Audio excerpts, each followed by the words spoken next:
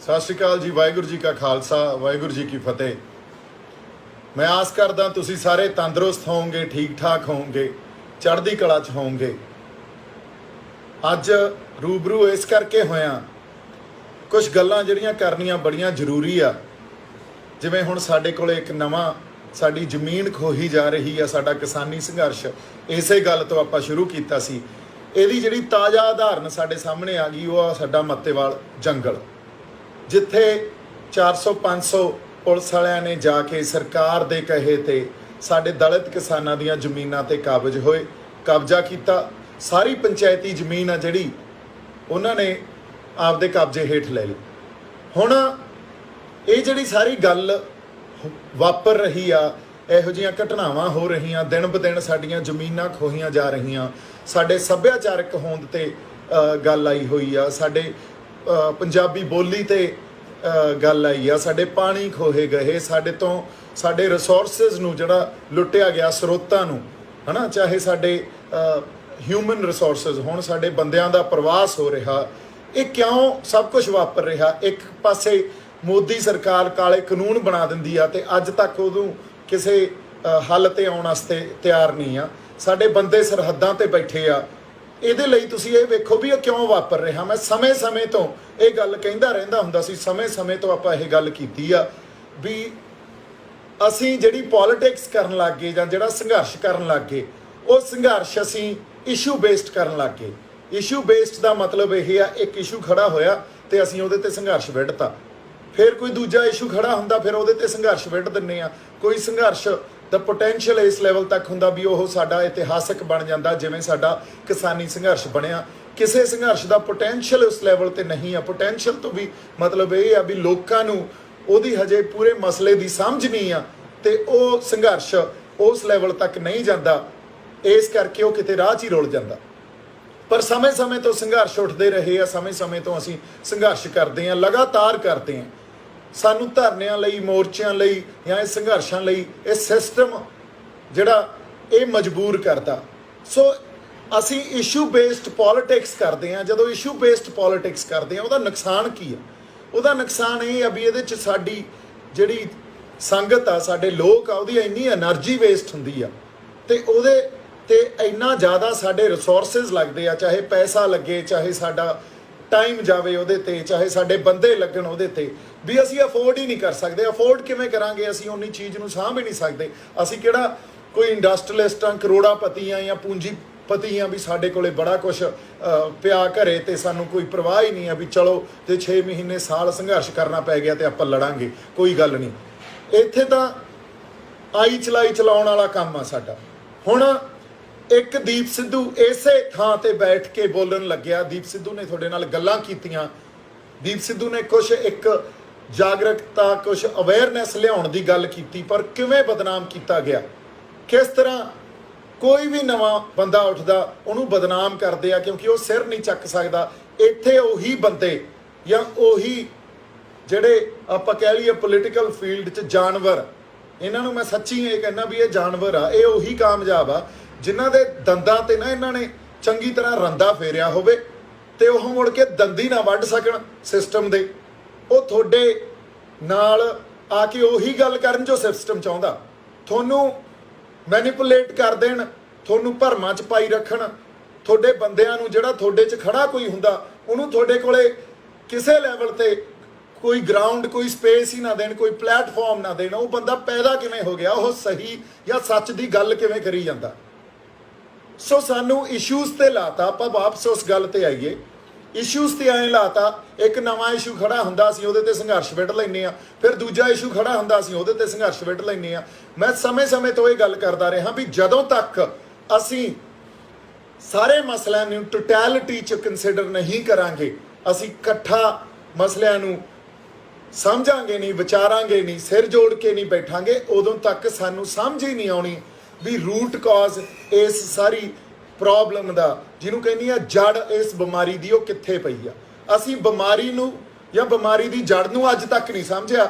ਅਸੀਂ ਉਹਦੇ ਲੱਛਣਾਂ ਨੂੰ ਫੜੀ ਜਾਂਦੇ ਰਹਿੰਦੇ ਹਾਂ ਤੇ ਉਹਦੇ ਤੇ ਸੰਘਰਸ਼ ਵਿੱਢ ਲੈਂਦੇ ਹਾਂ। ਇਹੀ ਉਦਾਹਰਨ ਸਮੇਂ-ਸਮੇਂ ਤੋਂ ਆਪਾਂ ਦਿੰਦੇ ਆ ਰਹੇ ਹਾਂ ਵੀ ਜੇ ਸਾਡੇ ਸਰੀਰ 'ਚ खून खराब हो गया साडा ते साडे ते फोड़े हो गए शरीर ते। आई तुसी जिवें एक पासे पानियां दा मसला, एक पासे भाषा दा मसला, एक पासे साडियां जमीनां दा मसला, इहदा फोड़े आ। सो खून जे आपां नहीं बदलांगे तो सिर्फ फोड़िਆਂ ਨੂੰ ठीक करते रहांगे, फिर महीने के बाद उस फोड़े ने दोबारा हो जाना, फिर मुड़ के डॉक्टरां दे बैठे रहो, दवाई लेंदे रहो। असीं यही कर रहे हैं। सो कदे भी असीं सिर जोड़ के बैठ के टोटैलिटी च मसलिਆਂ ਨੂੰ समझिया नहीं। अज मत्तेवाल जंगल जिहड़ा एक्वायर हो रहा, साडे दलित किसानां दी जमीन उत्थे सरकार जाके एक्वायर कर रही है, एक ताज़ा उदाहरण है इस गल दी। किसानी संघर्ष भी उदाहरण है इस गल दी। अज 3 कानून वापस भी हो जाण, लो मैं गारंटी दिना जे कोई सुधर जे तां कुछ नहीं सुधरना। ਉਹੀ ਖੁਦਕੁਸ਼ੀਆਂ ਤੇ ਕਰਜ਼ੇ ਸਾਡੇ ਤੇ ਪਏ ਆ। ਇਸ ਕਰਕੇ ਇਹ ਗੱਲ ਮੈਂ ਹਮੇਸ਼ਾ ਉਠਾਈ ਸੀ ਵੀ ਸਾਨੂੰ ਪੋਲੀਟੀਕਲ ਸਟਰਕਚਰ ਨੂੰ ਬਦਲਣਾ ਪੈਣਾ। ਸਾਡੇ ਕੋਲੇ ਜਿਹੜਾ ਐਬਸੋਲੂਟ ਪਾਵਰ ਸੈਂਟਰ ਰੱਖੀ ਫਿਰਦੀ ਆ ਨਾ, ਉਹਨੂੰ ਸੰਬੋਧਨ ਕਰਨਾ ਪੈਣਾ। ਪਾਵਰ ਡੈਮੋਕਰਟਾਈਜੇਸ਼ਨ ਹੋਵੇ, ਪਾਵਰ ਵੰਡੀ ਜਾਵੇ। ਅੱਜ ਸਾਡੇ ਸੀਐਮ ਕੋਲੇ ਕੋਈ ਪਾਵਰ ਨਹੀਂ ਆ, ਪੰਜਾਬ ਦੇ ਸੀਐਮ ਕੋਲੇ, ਵੀ ਉਹ ਸੈਂਟਰ ਦੇ ਬਣੇ ਹੋਏ ਕਾਨੂੰਨਾਂ ਨੂੰ ਪੰਜਾਬ 'ਚ ਨਗੇਟ ਕਰ ਸਕੇ। ਹਾਲਾਂਕਿ ਜਿਹੜਾ ਐਗਰੀਕਲਚਰ ਆ ਉਹ ਸਟੇਟ ਸਬਜੈਕਟ ਆ, ਪਰ ਤੁਸੀਂ ਵੇਖ ਲਓ ਜੇ ਇਸ ਗੱਲ ਨੂੰ ਅਸੀਂ ਨਹੀਂ ਸਮਝਾਂਗੇ ਤਾਂ ਫਿਰ ਜਿੰਨੇ ਮਰਜ਼ੀ ਸੰਘਰਸ਼ ਕਰ ਲਈਏ, ਜੋ ਮਰਜ਼ੀ ਅਸੀਂ ਆਪਦੇ ਰਿਸੋਰਸਿਸ ਨੂੰ ਲਾ ਕੇ, ਆਪਦੇ ਆਪ ਨੂੰ ਲਾ ਕੇ ਝੋਕਦੇ ਰਹੀਏ ਉਹਦੇ 'ਚ, ਸਿਰਫ ਸਾਡੇ ਕੋਲੇ ਪੱਲੇ ਕੀ ਪੈਣਾ? ਪੱਲੇ ਇਹ ਪੈਣਾ ਵੀ ਇੱਕ ਬੰਦੇ ਨੂੰ ਟਾਰਗੇਟ ਕੀਤਾ ਜਾਣਾ, ਉਹਨੂੰ ਜੇਲ੍ਹਾਂ ਵੀ ਕੱਟਣੀਆਂ ਪੈਣੀਆਂ, ਉਹਦਾ ਕੰਮ ਵੀ ਉਹਦੇ ਤੋਂ ਖੁੱਸ ਜਾਣਾ, ਉਹਦੀ ਜ਼ਿੰਦਗੀ ਵੀ ਸਭ ਕੁਝ ਬਦਲ ਜਾਣੀ ਆ। ਅੱਜ ਜੇ ਮੈਂ ਘਰੇ ਬੈਠਾ ਕਿਸਾਨੀ ਸੰਘਰਸ਼ 'ਚ ਸ਼ੰਭੂ ਮੋਰਚੇ ਤੋਂ ਲੈ ਕੇ ਜਿੰਨਾ ਉੱਥੇ ਰਹੇ, ਜੇਲ੍ਹਾਂ 'ਚ ਰਹੇ, ਅੱਜ ਇਸ ਮੌਕੇ ਤੇ ਬੈਠੇ ਆ। ਪਰ ਇਹ ਰਾਹ ਹੀ ਇਹੋ ਜਿਹਾ, ਉਹ ਵੀ ਵੱਖਰੀ ਗੱਲ ਆ। ਅੱਜ ਇਸ ਮੋੜ ਤੇ ਬੈਠਾ ਵੀ ਮੇਰੇ ਕੋਲੇ ਕੋਈ ਕੰਮ ਨਹੀਂ ਆ, ਮੇਰੇ ਕੋਲੇ ਕੋਈ ਰਿਸ਼ਤਾ ਨਹੀਂ ਆ ਜਿਹੜਾ ਪੁਰਾਣਾ ਰਿਸ਼ਤਾ ਸੀ। ਇਸ ਸ਼ਹਿਰ 'ਚ ਜੇ ਅੱਜ ਮੈਂ ਬੰਬੇ ਬੈਠਾ, ਉਸੇ ਹਾਲ 'ਚ ਬੈਠਾ ਤੇ ਆਪਾਂ ਰੂਬਰੂ ਹੋ ਕੇ ਤੁਹਾਡੇ ਨਾਲ ਗੱਲ ਕਰ ਰਹੇ ਹਾਂ, ਇੱਥੇ ਮੇਰਾ ਕੋਈ ਉਧਾਰ ਨਹੀਂ ਆ। ਮੈਨੂੰ ਇਹ ਲੱਗਦਾ ਹੀ ਸਭ ਕੁਝ ਬੇਗਾਨਾ। ਕਿਉਂ? ਕਿਉਂਕਿ ਬੰਦਿਆਂ ਨਾਲ ਹੀ ਤੇ ਆਪਦੇ ਦੋਸਤਾਂ ਯਾਰਾਂ ਮਿੱਤਰਾਂ ਨਾਲ ਹੀ ਤੁਹਾਡੇ ਸ਼ਹਿਰ ਹੁੰਦੇ ਆ। ਤੁਹਾਡਾ ਸਰਕਲ ਜਿਹੜਾ ਉਸ ਸਰਕਲ ਨਾਲ ਹੀ ਉਹ ਥਾਂ ਦੀ ਕੋਈ ਅਹਿਮੀਅਤ ਬਣਦੀ ਆ। ਜੇ ਉਹ ਸਰਕਲ ਹੀ ਨਾ ਰਹੇ, ਫਿਰ ਕੰਮ ਨਾ ਰਹੇ, ਤੁਹਾਡਾ ਦੋਵੇਂ ਤੁਹਾਡੇ ਤੋਂ ਖਿੱਚ ਲਏ ਜਾਣ, ਸੋ ਕੁਛ ਨਹੀਂ ਬਚਦਾ ਪਿੱਛੇ। ਐਨੀਵੇਜ਼ ਇਹ ਤਾਂ ਰਾਹ ਹੀ ਇਹੋ ਜਿਹਾ ਵੀ ਇੱਥੇ ਜਿਹੜੇ ਮੇਰੇ ਨਾਲੋਂ ਟੁੱਟੇ ਵੀ ਆ, ਬੜਾ ਮੇਰੇ ਤੇ ਇਹ ਸਵਾਲ ਕਰਦੇ ਆ ਵੀ ਇਕੱਲਾ ਰਹਿ ਗਿਆ ਯਾਰ, ਤੇਰੇ ਨਾਲ ਹੀ ਕੋਈ ਨਹੀਂ ਆ। ਉਹ ਜਿਹੜੇ ਮੇਰੇ ਨਾਲੋਂ ਟੁੱਟੇ ਆ, ਮੈਂ ਤੁਹਾਨੂੰ ਉਹ ਵੀ ਗੱਲ ਦੱਸਦਾ। ਕਿਉਂ? ਜਦੋਂ ਪੰਜਾਬ ਆਏ, ਪੰਜਾਬ ਆ ਕੇ ਉਹਨਾਂ ਸਾਰੇ ਬੰਦਿਆਂ ਨੇ ਇਹ ਸੋਚਿਆ ਵੀ ਕੋਈ ਨਾ ਕੋਈ ਜਾਂ ਤਾਂ ਪੋਲੀਟੀਕਲ ਫਾਇਦਾ ਲੈ ਲਈਏ ਜਾਂ ਕੋਈ ਕਮਰਸ਼ੀਅਲ ਫਾਇਦਾ ਲੈ ਲਈਏ। ਜਦੋਂ ਪੋਲੀਟੀਕਲ ਤੇ ਕਮਰਸ਼ੀਅਲ ਫਾਇਦਾ ਉਹਨਾਂ ਨੂੰ ਨਹੀਂ ਦਿਖਿਆ, ਉਹ ਮੇਰੇ ਵਿਰੋਧੀ ਹੋ ਗਏ ਵੀ ਇਹਨੂੰ ਤਾਂ ਅਸੀਂ ਵਰਤ ਹੀ ਨਹੀਂ ਸਕਦੇ। ਫਿਰ ਗੱਲ ਕੀ ਕਰਦੇ ਆ ਵੀ ਇਹਦੀ ਸਮਝ ਨਹੀਂ ਆ ਰਹੀ। ਸਮਝ ਕਿਵੇਂ ਆਊਗੀ ਬਾਈ ਜੀ? ਇਹ ਰਾਹ ਉਹ ਆ ਜਿੱਥੇ ਹੋ ਸਕਦਾ ਤੁਹਾਡੇ ਤੋਂ ਤੁਹਾਡੇ ਪਰਿਵਾਰ ਵਿਛੜ ਜਾਣ, ਹੋ ਸਕਦਾ ਤੁਹਾਡੀ ਜਾਨ ਤੱਕ ਚਲੀ ਜਾਵੇ। ਇਹ ਰਾਹ ਹੀ ਉਹ ਆ। ਇੱਥੇ ਉਹਨਾਂ ਬੰਦਿਆਂ ਨੂੰ ਸਮਝ ਨਹੀਂ ਆ ਸਕਦੀ ਜਿਹੜੇ ਪੋਲੀਟੀਕਲ ਏਜੰਡੇ ਨੂੰ ਲੈ ਕੇ ਐਡਵਾਂਸ ਕਰਨਾ ਚਾਹੁੰਦੇ ਆ, ਜਾਂ ਪੋਲੀਟੀਕਲ ਰਾਜਸੀ ਫਾਇਦਾ ਲੈਣਾ ਚਾਹੁੰਦੇ ਆ, ਜਾਂ ਕੋਈ ਆਰਥਿਕ ਫਾਇਦਾ ਲੈਣਾ ਚਾਹੁੰਦੇ ਆ। ਇਹ ਰਾਹ ਹੀ ਬੜਾ ਵੱਖਰਾ। ਕਿਉਂ? ਰਾਹ ਰੀਸਟਰਕਚਰ ਕਰਨ ਦਾ, ਇੱਕ ਨਵੀਂ ਮੁੜ ਉਸਾਰੀ ਕਰਨ ਦਾ ਰਾਹ। ਫਿਰ ਮੁੜ ਉਸਾਰੀ 'ਚ ਜਿਹੜੇ ਬੰਦੇ ਲੱਗੇ ਹੁੰਦੇ ਆ, ਜਿਹੜੇ ਮੋਢੀ ਹੁੰਦੇ ਆ, ਉਹਨਾਂ ਨੂੰ ਬੜਾ ਕੁਛ ਵਾਰਨਾ ਪੈਂਦਾ। ਸੋ ਅਗਲੀ ਗੱਲ ਜਿਹੜੀ ਆਪਾਂ ਕਰਨੀ ਆ, ਇਸ ਕਰਕੇ ਉਹ ਜਿਹੜੇ ਬੰਦੇ ਨਾਲ ਕਿਤੇ ਤੁਰੇ ਸੀ, ਕਦੇ ਖੜੇ ਸੀ, ਉਹ ਸਮੇਂ-ਸਮੇਂ ਤੋਂ ਝੜਦੇ ਗਏ ਤੇ ਤੁਸੀਂ ਇੱਕ ਇਹੋ ਜਿਹਾ ਮੌਕਾ ਆ ਜਾਂਦੇ ਹੋ ਜਦੋਂ ਫੇਰ ਇਕੱਲੇ ਰਹਿ ਕੇ ਜਾਂ ਇਕੱਲੇ ਬਹਿ ਕੇ ਇਹ ਗੱਲ ਕਰਦੇ ਹੋ ਜੋ ਅੱਜ ਮੈਂ ਤੁਹਾਡੇ ਨਾਲ ਕਰ ਰਿਹਾ। ਪਰ ਇੱਕ ਗੱਲ ਮੈਂ ਤੁਹਾਨੂੰ ਆਪਦੇ ਅੰਦਰੋਂ, ਆਪਦੀ ਰੂਹ ਤੋਂ ਦੱਸਦਾ ਵੀ ਪੰਜਾਬ ਦੇ ਯੂਥ ਤੇ ਮੈਨੂੰ ਮਾਣ ਆ, ਸਾਡੇ ਜਵਾਨਾਂ ਤੇ ਸਾਨੂੰ ਮਾਣ ਆ। ਇਹ ਯੂਥ ਉਸ ਧਰਤੀ ਤੇ ਇਹੋ ਜਿਹਾ ਵੀ ਇਹ ਰਾਤੇ ਰਾਤ ਕੁਝ ਵੀ ਕਰ ਸਕਦਾ। ਜਿੰਨਾ ਮੈਂ ਪੋਟੈਂਸ਼ੀਅਲ ਸਾਡੇ ਯੂਥ 'ਚ ਦੇਖਿਆ, ਜਿੰਨੀ ਮੈਂ ਭਵਿੱਖ ਦੀ ਆਸ ਉਹਨਾਂ 'ਚ ਦੇਖੀ ਆ, ਉਨੀ ਮੈਨੂੰ ਲੱਗਦਾ ਜੇ ਮੈਂ ਕਹਾਂ ਸਾਡੇ ਉੱਥੇ ਕੋਈ ਪੋਲੀਟੀਕਲ ਕਲਾਸ ਦਾ ਲੀਡਰ ਆ ਜਾਂ ਉੱਥੇ ਕੋਈ ਸਮਾਜਿਕ ਬੰਦਾ ਕੰਮ ਕਰ ਰਿਹਾ, ਉਹਨਾਂ 'ਚ ਨਹੀਂ, ਕਿਸੇ 'ਚ ਨਹੀਂ ਆ। ਜਿੰਨਾ ਸਾਡਾ ਯੂਥ ਇਮਾਨਦਾਰ, ਜਜ਼ਬਾ ਤੇ ਉਹਨਾਂ ਦੇ ਅੰਦਰ ਇੱਕ ਉਸ ਅਕਾਲ ਪੁਰਖ ਵਾਹਿਗੁਰੂ ਦੀ ਦਿੱਤੀ ਹੋਈ ਜਿਹੜੀ ਇੱਕ ਦਾਤ ਆ ਵੀ ਉਹ ਰਾਤੇ ਰਾਤ ਨਵਾਂ ਕੁਝ ਬਦਲ ਸਕਦੇ ਆ, ਨਵੇਂ ਉਸਾਰੀ ਕਰ ਸਕਦੇ ਆ, ਉਹ ਮੈਂ ਪੋਟੈਂਸ਼ੀਅਲ ਉਹਨਾਂ 'ਚ ਦੇਖਿਆ। ਅੱਜ ਆਪਾਂ ਫੇਰ ਗੱਲਾਂ ਕਰ ਰਹੇ ਹਾਂ, ਸਮੇਂ-ਸਮੇਂ ਤੋਂ ਬੜੀਆਂ ਗੱਲਾਂ ਆਪਾਂ ਕੀਤੀਆਂ। ਸ਼ੰਭੂ ਮੋਰਚੇ ਤੋਂ ਇੱਕ ਨੈਰੇਟਿਵ ਸਿਰਜ ਰਹੇ ਹਾਂ। ਲੜਾਈ ਆ ਜਿਹੜੀ ਇਹ ਲੜਾਈ ਨੈਰੇਟਿਵ ਦੀ ਆ। ਇੱਥੇ ਬੜੀਆਂ ਗਲਤੀਆਂ ਜਿਹੜੀਆਂ ਆਪਾਂ ਉਹ ਕਰਦੇ ਰਹੇ ਆ ਸਮੇਂ ਤੋਂ। ਇਹ ਗੱਲ ਵੀ ਬਹੁਤ ਸਾਡੇ ਬੰਦਿਆਂ ਨੇ ਕੀਤੀਆਂ, ਸਾਰਿਆਂ ਨੇ ਕੀਤੀਆਂ, ਪਰ ਅਸਲ ਗੱਲ ਕੀ ਹੁੰਦੀ ਆ? ਅਸਲ ਗੱਲ ਇਹ ਹੁੰਦੀ ਆ ਵੀ ਅਸੀਂ ਉਹਨਾਂ ਤੋਂ ਸਿੱਖੀਏ ਤੇ ਅੱਗੇ ਵਧੀਏ। ਅੱਜ ਆਪਾਂ ਜਦੋਂ ਤੱਕ ਟੋਟੈਲਿਟੀ 'ਚ ਮਸਲਿਆਂ ਨੂੰ ਬੈਠ ਕੇ ਸੋਚਾਂਗੇ ਨਹੀਂ, ਉਹਨਾਂ ਨੂੰ ਵਿਚਾਰਾਂਗੇ ਨਹੀਂ, ਸਿਰ ਜੋੜ ਕੇ ਨਹੀਂ ਬੈਠਾਂਗੇ, ਉਹਨਾਂ ਦੀ ਪੜਚੋਲ ਨਹੀਂ ਕਰਾਂਗੇ, ਤਾਂ ਫਿਰ ਆ ਇਸ਼ੂ ਬੇਸਡ ਪੋਲਿਟਿਕਸ ਕਰਦੇ ਰਹਾਂਗੇ। ਇੱਕ ਪਾਸੇ ਸਾਡਾ ਕੋਈ ਜਵਾਨ ਕੋਈ ਮਾਰ ਦਿੱਤਾ ਜਾਂਦਾ, ਕਬੱਡੀ ਦਾ ਕੋਚ ਆ ਉਹ ਮਾਰ ਦਿੱਤਾ ਜਾਂਦਾ, ਇੱਕ ਪਾਸੇ ਸਾਡੇ ਭਾਸ਼ਾ ਤੇ ਹਮਲੇ ਹੋ ਜਾਂਦੇ ਆ, ਇੱਕ ਪਾਸੇ ਸਾਡੇ ਤੇ ਕਿਸਾਨੀ ਤੇ ਹਮਲੇ ਹੋ ਜਾਂਦੇ ਆ, ਇੱਕ ਪਾਸੇ ਸਾਡੀਆਂ ਜ਼ਮੀਨਾਂ ਖੋਹਣ ਲੱਗ ਜਾਂਦੇ ਆ, ਇੱਕ ਪਾਸੇ ਸਾਡੇ ਮੱਤੇਵਾਲ ਜੰਗਲ ਇਨਵਾਇਰਨਮੈਂਟ ਦਾ ਇਸ਼ੂ ਖੜਾ ਕਰ ਦਿੰਦੇ ਆ। ਹੁਣ ਉਹਦੀ ਜੇ ਆਪਾਂ ਥੋੜੀ ਜੀ ਗੱਲ ਕਰੀਏ, ਲੋ ਜਵਾਨੋ, ਜਿਹੜੀ ਜਵਾਨੀ ਦੀ ਮੈਂ ਗੱਲ ਕੀਤੀ ਆ, ਜਿਹੜੀਆਂ ਜਾਗਦੀਆਂ ਜ਼ਮੀਰਾਂ, ਤੁਸੀਂ ਤਿਆਰ ਹੋ ਜਾਓ, ਮੱਤੇਵਾਲ ਜੰਗਲ ਤੇ ਆਪਾਂ ਨੂੰ ਸੰਘਰਸ਼ ਵਿੱਢਣਾ ਪੈਣਾ। ਕਿਉਂਕਿ ਸਾਡੀਆਂ ਜ਼ਮੀਨਾਂ ਜਿਹੜੀਆਂ ਖੋਹਣ ਦੀ ਤਿਆਰੀ ਇਹ 2017 ਚ ਕਰ ਲਈ ਸੀ। ਵੇਖੋ ਕਿਵੇਂ ਕਾਨੂੰਨ ਬਣਦੇ ਆ ਤੇ ਕਦੋਂ ਆ ਕੇ ਇੰਪਲੀਮੈਂਟ ਹੁੰਦੇ ਆ। 2017 ਚ ਸਾਡੀ ਸਰਕਾਰ, ਜਿਹੜੀ ਪੰਜਾਬ ਸਰਕਾਰ ਆ, ਉਹਨਾਂ ਨੇ ਇਹ ਸ਼ੋਧ ਕੀਤੀ ਵੀ ਜਿਹੜੀ ਪੰਚਾਇਤੀ ਜ਼ਮੀਨ ਆ ਨਾ, ਉਹਨੂੰ ਤੁਸੀਂ ਐਕਵਾਇਰ ਕਰ ਸਕਦੇ ਹੋ ਤੇ ਕਾਰਪੋਰੇਟਰਾਂ ਨੂੰ ਵੇਚ ਸਕਦੇ ਹੋ, ਕਿਸੇ ਕਾਰਪੋਰੇਟ ਘਰਾਣਿਆਂ ਨੂੰ ਵੇਚ ਸਕਦੇ ਹੋ। 3 ਤੇ 4 ਸਾਲ ਬਾਅਦ ਉਹ ਜ਼ਮੀਨ ਐਕਵਾਇਰ ਹੁੰਦੀ ਆ ਤੇ ਉਹ ਕਾਰਪੋਰੇਟ ਘਰਾਣਿਆਂ ਨੂੰ ਵੇਚੀ ਜਾਂਦੀ ਆ ਜਾਂ ਵੇਚਣ ਜਾਣ ਦੀ ਤਿਆਰੀ ਕੀਤੀ ਜਾਂਦੀ ਆ। ਕਿਉਂ ਮੈਂ ਤੁਹਾਨੂੰ ਪਹਿਲਾਂ ਹਮੇਸ਼ਾ ਇਹ ਗੱਲ ਕਰਦਾ ਰਹਿੰਦਾ ਹੁੰਦਾ ਸੀ ਵੀ ਜਿਹੜੀ ਵੀ ਕੋਈ ਪਾਲਿਸੀ ਬਣਦੀ ਆ ਨਾ, ਜਿਹੜੀ ਵੀ ਕੋਈ ਨਵੀਂ ਪਾਲਿਸੀ ਬਣਦੀ ਆ, ਉਹ ਕਾਰਪੋਰੇਟ ਆਬਜੈਕਟਿਵ ਵਾਸਤੇ ਬਣਦੀ ਆ। ਉਹਦਾ ਉਦੇਸ਼ ਆ ਜਿਹੜਾ, ਉਹ ਵੱਡੀਆਂ ਕੰਪਨੀਆਂ ਨੂੰ, ਵੱਡੇ ਘਰਾਣਿਆਂ ਨੂੰ ਅਕੋਮੋਡੇਟ ਕਰਕੇ ਉਹਨਾਂ ਦਾ ਫਾਇਦਾ ਕਰਵਾਉਣ ਵਾਸਤੇ ਕੀਤਾ ਜਾਂਦਾ। ਉਹਨਾਂ ਦਾ ਫਾਇਦਾ ਹੁੰਦਾ ਤਾਂ ਸਾਡੀ ਪੋਲੀਟੀਕਲ ਕਲਾਸ ਦਾ ਫਾਇਦਾ ਹੁੰਦਾ ਤੇ ਅਫਸਰਸ਼ਾਹੀ ਦਾ ਫਾਇਦਾ ਹੁੰਦਾ। ਸਾਨੂੰ ਇਹ ਸਾਰਾ ਪੋਲੀਟੀਕਲ ਸਿਸਟਮ ਚੇਂਜ ਕਰਨਾ ਪਊਗਾ ਜੇ ਇਹਨਾਂ ਪ੍ਰੋਬਲਮਸ ਤੋਂ ਅਸੀਂ ਖਹਿੜਾ ਛਡਾਉਣਾ। ਜੇ ਅਸੀਂ ਇਸ ਗੱਲ ਨੂੰ ਨਹੀਂ ਸਮਝਿਆ, ਅਸੀਂ ਟੋਟਲ ਪੋਲੀਟੀਕਲ ਸਟਰਕਚਰ ਨੂੰ ਚੇਂਜ ਕਰਨ ਤੇ ਨਹੀਂ ਆਏ, ਤੇ ਤੁਹਾਨੂੰ ਲੱਗਦਾ ਵੀ ਦੀਪ ਸਿੱਧੂ ਅਕਾਲੀ ਦਲ ਜੁਆਇਨ ਕਰ ਜੂਗਾ ਜਾਂ ਕਾਂਗਰਸ ਜੁਆਇਨ ਕਰ ਜੂਗਾ ਜਾਂ ਆਪ ਜੁਆਇਨ ਕਰ ਜੂਗਾ। ਦੀਪ ਸਿੱਧੂ ਇੰਨਾ ਸਸਤਾ ਨਹੀਂ ਵਿਕਦਾ ਕਦੇ, ਨਾ ਹੀ ਵਿਕੇ। ਤੇ ਅਗਲੀ ਗੱਲ, ਇਹਨਾਂ ਬੰਦਿਆਂ ਨੇ ਜਾਂ ਕਿਸੇ ਸੈਂਟਰ ਦੀ ਪਾਰਟੀ ਨੇ, ਬੀਜੇਪੀ ਹੋਵੇ, ਕਾਂਗਰਸ ਹੋਵੇ, ਆਪ ਹੋਵੇ, ਅਕਾਲੀ ਦਲ ਅੱਜ ਦੀ ਜੋ ਸਥਿਤੀ 'ਚ ਆ ਉਹ ਹੋਵੇ, ਇਹਨਾਂ ਨੇ ਸਾਡਾ ਭਲਾ ਕਰ ਦੇਣਾ। ਮੇਰੇ ਤੋਂ ਲਿਖ ਕੇ ਲੈ ਲਓ, ਜੇ ਇਹਨਾਂ ਨੇ ਭਲਾ ਕਰ ਦੇਣਾ।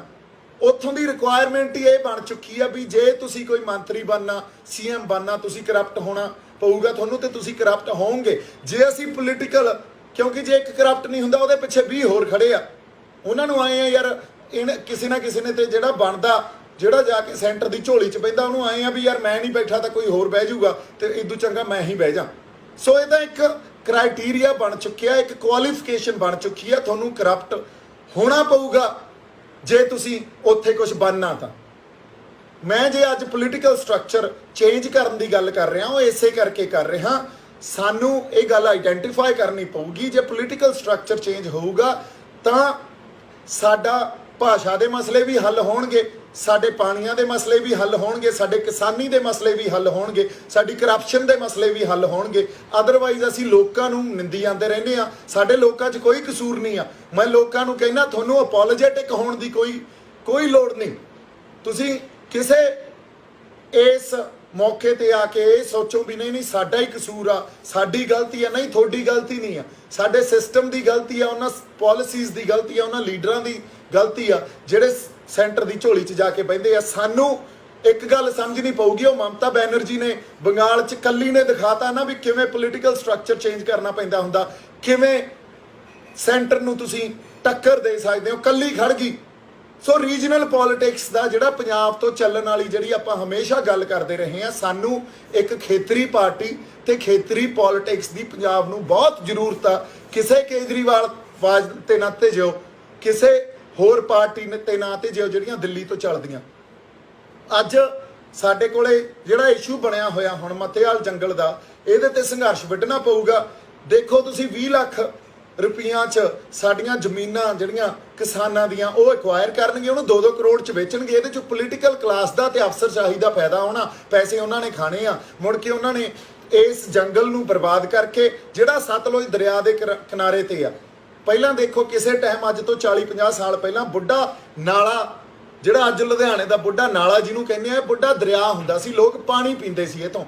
ਅੱਜ ਤੁਸੀਂ ਪਾਣੀ ਪੀਣ ਦੀ ਤਾਂ ਗੱਲ, ਉਹਦੇ ਨਹੀਂ ਝਾਕ ਕੇ ਦਿਖਾ ਦਿਓ, ਐਡਾ ਜ਼ਿਆਦਾ ਕਾਲਾ ਤੇ ਗੰਧਲਾ ਪਾਣੀ ਆ ਉਹਦਾ, ਤੇ ਉਹ ਸਤਲੁਜ ਦਰਿਆ 'ਚ ਜਾ ਕੇ ਸਤਲੁਜ ਦਰਿਆ 'ਚ ਐਵੇਂ ਜਿਵੇਂ ਉਹਨੂੰ ਪਾ ਦਿੰਦੇ ਆ।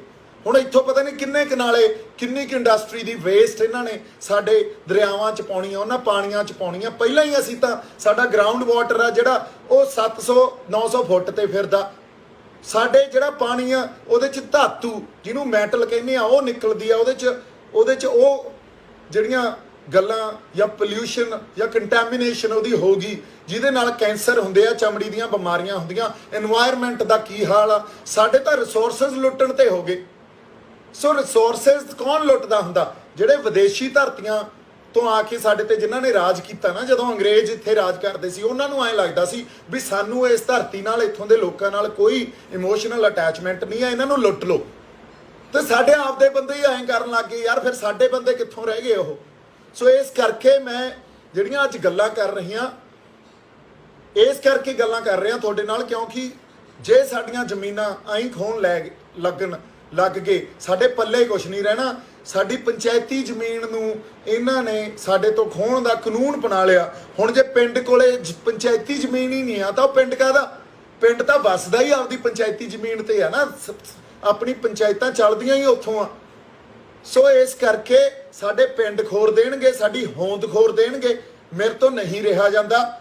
ਮੈਨੂੰ ਬੜਾ ਕਿਹਾ ਵੀ ਚੁੱਪ ਕਰਕੇ ਬਹਿ ਜਾ। ਸਾਡਾ ਕਿਸਾਨੀ ਸੰਘਰਸ਼ ਜਿੱਥੇ ਅੱਜ ਫਿਰਦਾ, ਉਹਦੇ ਬਾਰੇ ਵੀ ਆਪਾਂ ਗੱਲ ਕਰਾਂਗੇ। ਉਹ ਸੰਘਰਸ਼ ਕਿੱਡਾ ਵੱਡਾ ਉਹਦਾ ਦਾਇਰਾ ਸੀ, ਕਿੰਨੀਆਂ ਉਹਦੇ 'ਚ ਰੂਹਾਂ ਜੁੜੀਆਂ ਸੀ, ਜਥੇਬੰਦੀਆਂ ਜੁੜੀਆਂ ਸੀ, ਕਿੰਨੇ ਤਰ੍ਹਾਂ ਦੀਆਂ ਵਿਚਾਰਧਾਰਾਵਾਂ ਇਕੱਠੇ ਹੋ ਕੇ ਇੱਕ ਕਿਸਾਨੀ ਸੰਘਰਸ਼ ਵੱਢਿਆ ਸੀ। ਪਰ ਉਸ ਸੰਘਰਸ਼ ਦਾ ਕਰ ਕੀ ਦਿੱਤਾ? ਆ ਚੰਡੀਗੜ੍ਹ ਵੇਖੋ, 26 ਤਰੀਕ ਨੂੰ ਜਾ ਕੇ ਇਹ ਮੰਗ ਪੱਤਰ ਦੇਣ ਗਏ, ਬੈਰੀਕੇਡ ਵੀ ਇਹਨਾਂ ਨੇ ਤੋੜੇ। ਉੱਥੇ ਨਿਸ਼ਾਨ ਸਾਹਿਬ ਨਹੀਂ ਦਿਖੇ, ਉੱਥੇ ਉਹ ਲਾਲ ਝੰਡੇ ਦਿਖੇ ਜਾਂ ਉਹ ਕਿਸਾਨੀ ਦੇ ਝੰਡੇ ਦਿਖੇ। ਕਿਉਂ ਬਈ? ਨਿਸ਼ਾਨ ਸਾਹਿਬ ਨੇ ਅੱਜ ਤੱਕ ਜਦੋਂ ਦਿੱਤਾ ਕਿਸੇ ਨੂੰ, ਉਹ ਪਨਾਹ ਹੀ ਦਿੱਤੀ ਆ। ਕਦੇ ਅੱਜ ਤੱਕ ਨਿਸ਼ਾਨ ਸਾਹਿਬ ਦੇ ਅਧੀਨ ਕੋਈ ਜ਼ੁਲਮ ਹੋਇਆ ਹੋਵੇ ਤਾਂ ਸਾਨੂੰ ਦੱਸ ਦਿਓ। ਅੱਜ ਤੱਕ ਕਿਤੇ ਲੰਗਰ ਲੱਗਦੇ ਆ, ਨਿਸ਼ਾਨ ਸਾਹਿਬ ਦੇ ਅਧੀਨ ਲੱਗਦੇ ਆ। ਕਿਤੇ ਕੀ ਹਿਊਮਨ ਰਾਈਟਸ ਦੀ ਗੱਲ ਹੁੰਦੀ ਆ, ਕਿਤੇ ਮਨੁੱਖੀ ਅਧਿਕਾਰਾਂ ਦੀ ਗੱਲ ਹੁੰਦੀ ਆ, ਨਿਸ਼ਾਨ ਸਾਹਿਬ ਦੇ ਹੇਠਾਂ ਹੁੰਦੀ ਆ। ਕਿਤੇ ਸੋਕਾ ਆ ਜੇ, ਕਿਤੇ ਹੜ੍ਹ ਆ ਜਾਣ, ਕਿਤੇ ਅਰਥਕੁਏਕ ਆ ਜੇ, ਇਹ ਨਿਸ਼ਾਨ ਸਾਹਿਬ ਵਾਲੇ ਉੱਥੇ ਖੜੇ ਹੁੰਦੇ ਆ। ਤੇ ਤੁਸੀਂ ਕਿਸਾਨੀ ਸੰਘਰਸ਼ ਤੋਂ ਉਹ ਪਾਸੇ ਕਰਤੇ। ਤੁਹਾਡਾ ਲਾਲ ਝੰਡਾ ਤਾਂ ਬਹੁਤ ਥਾਵਾਂ ਤੇ ਬੈਨ ਆ ਬਈ, ਇਹ ਤਾਂ ਬੜੇ ਦੇਸ਼ਾਂ 'ਚ ਬੈਨ ਆ। ਤੇ ਸਾਨੂੰ ਸਭ ਨੂੰ ਪਤਾ ਕਿਉਂ ਬੈਨ ਆ, ਇਹਨਾਂ ਨੇ ਕੀ ਕੀ ਜ਼ੁਲਮ ਕੀਤੇ ਆ। ਉਹ ਲਾਲ ਝੰਡਾ ਆ ਚੱਕ ਕੇ ਤੁਸੀਂ ਫਿਰਦੇ ਹੋ ਤੇ ਨਿਸ਼ਾਨ ਸਾਹਿਬ ਦੀ ਕੋਈ ਜਗ੍ਹਾ ਨਹੀਂ।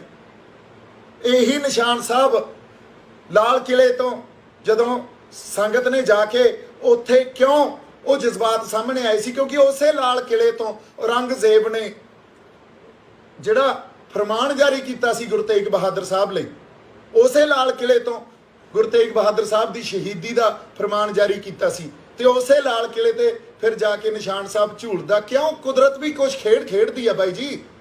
ਅੱਜ ਕਿਤੇ ਨਹੀਂ ਆ ਔਰੰਗਜ਼ੇਬ, ਪਰ ਸਾਡਾ ਗੁਰੂ ਅੱਜ ਵੀ ਪ੍ਰਤੱਖਾ, ਸਾਡਾ ਗੁਰੂ ਅੱਜ ਵੀ ਵਿਰਾਜਮਾਨ ਆ, ਸਾਡਾ ਗੁਰੂ ਤੇ ਉਹ ਨਿਸ਼ਾਨ ਉਹਦੇ ਅੱਜ ਵੀ ਝੂਲਦੇ ਆ।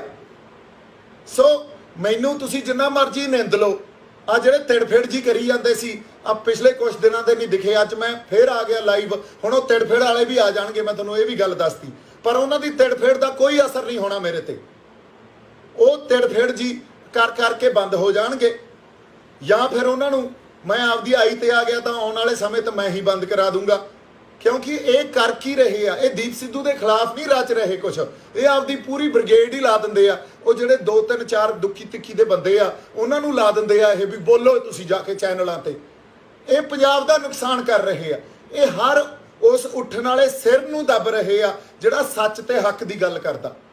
ਸੋ ਮੇਰੀ ਜਿਹੜੀ ਕੋਈ ਵੀ ਅੱਜ ਜੇ ਆਪਾਂ ਬੈਠੇ ਆ ਗੱਲਾਂ ਕਰ ਰਹੇ ਆ, ਮੇਰੀ ਕੋਈ ਵੀ ਐਕਟ ਜਾਂ ਕੋਈ ਵੀ ਇਹੋ ਜੀ ਗੱਲ ਜਿਹੜੀ ਸੈਂਟਰ ਸਰਕਾਰ ਦੇ ਜਾਂ ਕਿਸੇ ਵੀ ਸਰਕਾਰ ਦੇ ਜਾਂ ਪੋਲੀਟੀਕਲ ਕਲਾਸ ਦੇ ਹੱਕ 'ਚ ਭੁਗਤਦੀ ਹੋਵੇ, ਮੈਨੂੰ ਭਾਲਿਓ ਤੁਸੀਂ। ਤੁਹਾਡੇ ਲਈ ਹੱਕ ਸੱਚ ਲਈ ਆਇਆ। ਉੱਥੇ ਹੁਣ ਵਿਚਰਾਂਗੇ ਵੀ, ਸੰਘਰਸ਼ ਵੀ ਕਰਾਂਗੇ, ਮੱਤੇਵਾਲ ਜੰਗਲ ਤੇ ਵੀ ਸੰਘਰਸ਼ ਕਰਾਂਗੇ ਤੇ ਕਿਸਾਨੀ ਸੰਘਰਸ਼ ਵੀ ਕਰਾਂਗੇ। ਹੁਣ ਜਿਹੜੇ ਆ ਤਿੜਫਿੜ ਕਰਨ ਵਾਲੇ ਆ ਤੇ ਜਿਹੜੇ ਇਹ ਸੋਚਦੇ ਆ ਵੀ ਦੀਪ ਸਿੱਧੂ ਪਾਸੇ ਹੋ ਗਿਆ, ਇਹ ਤਿਆਰ ਹੋ ਜਾਣ, ਆਪਦੀ ਤਿਆਰੀ ਵੱਟ ਲੈਣ। ਇਹਨਾਂ ਨੂੰ ਵਾਹ ਨਹੀਂ ਪਾਉਣਾ ਪਊਗਾ, ਅਦਰਵਾਈਜ਼ ਗੱਲ ਨਹੀਂ ਬਣਨੀ। ਮੇਰੇ ਵੱਲੋਂ ਚਲੋ ਮੈਂ ਫੇਰ ਜਜ਼ਬਾਤਾਂ 'ਚ ਗੱਲਾਂ ਕਰ ਲੈਣਾ, ਕਿਉਂਕਿ ਜੇ ਸੱਚ ਆ ਤਾਂ ਜਜ਼ਬਾਤ ਨਿਕਲਣਗੇ ਹੀ ਨਿਕਲਣਗੇ। ਮੇਰੇ ਵੱਲੋਂ ਬਹੁਤ ਸਾਰਾ ਪਿਆਰ ਤੇ ਸਤਿਕਾਰ। ਜਿਉਂਦੇ ਵਸਦੇ ਰਹੋ। ਰੱਬ ਤੁਹਾਨੂੰ ਤੰਦਰੁਸਤੀਆਂ ਬਖਸ਼ੇ, ਚੜ੍ਹਦੀ ਕਲਾ 'ਚ ਰੱਖੇ। ਅਸੀਸਾਂ ਤੇ ਦੁਆਵਾਂ ਮੇਰੇ ਵੱਲੋਂ ਬਹੁਤ ਬਹੁਤ। ਵਾਹਿਗੁਰੂ ਜੀ ਕਾ ਖਾਲਸਾ, ਵਾਹਿਗੁਰੂ ਜੀ ਕੀ ਫਤਿਹ।